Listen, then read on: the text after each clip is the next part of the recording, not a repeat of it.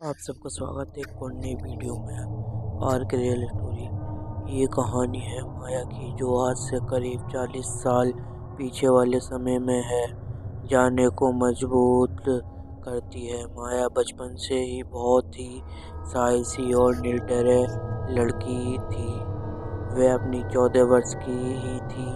जो भी उसे दिखता वो यही कहती कि अभी तो ये कितना छोटी है, फिर भी इतनी साहसी है। वो अपने माता पिता की इकलौती संतान होने के कारण बहुत ही लाड प्यार से पाली बड़ी थी। उसके माता पिता उसे अपनी जान से भी ज़्यादा प्यार करते थे। एक दिन वह अपनी सहेलियों के साथ खेल रही थी और खेलते खेलते बहुत दूर निकल गई। आते वक्त रास्ते में अंधेरा हो गया। उसकी सहेलियों के घर उसके घर से पहले ही पड़ते थे, तो उसकी सहेलियां अपने अपने घर चली गईं। अब माया रास्ते में एकदम अकेली चल रही थी। चारों तरफ सन्नाटा फैला हुआ था। माया दबे पांव चल रही थी कि अचानक उसके सामने किसी की रोने की आवाज आई। माया रुकी और उसने इधर उधर नजर घुमाई के देखा, लेकिन उसे वहाँ कोई दिखाई नहीं दिया। वो फिर से अपने रास्ते पे तेजी से आगे बढ़ने लगी। माया अपनी मंजिल की ओर बढ़ रही थी कि फिर से उसे किसी की रोने की आवाज सुनाई देती है।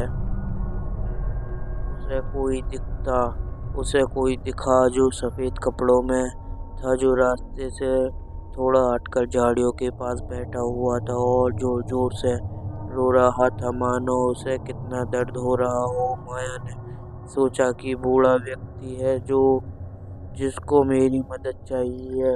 सोचते हुए माया उस व्यक्ति की तरफ बढ़ी रही थी कि उसे दूरी तरफ से रोने की आवाज आने लगी। अब माया वहां देखने लगी जहां बूढ़ा व्यक्ति बैठा दिखाई दे रहा था, लेकिन ये क्या अब वह कोई नहीं था। अब तो माया के रोंगटे खड़े हो गए। वो बहुत डर गई और अपने घर की तरफ दौड़ने लगी। तभी उसके कानों में आवाज आई कि कहाँ भाग रही हो, मेरी मदद तो करते जाओ।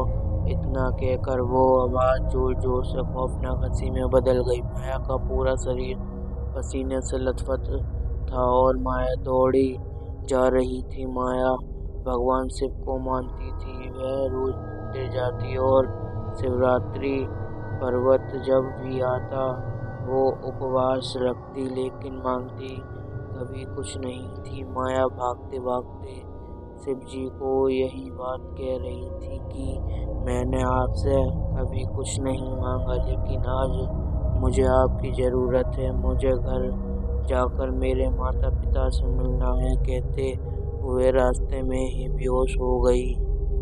सुबह उसकी आँख खुली तो वो अपने घर पर अपने माता पिता के पास थी। होश में आने पर माया ने बताया, माँ रात तो मेरे साथ बहुत ही अजीब बात हुई। और रात की सारी बात माया ने माँ को बताई और पूछा, मुझे यहाँ कौन लाया माँ?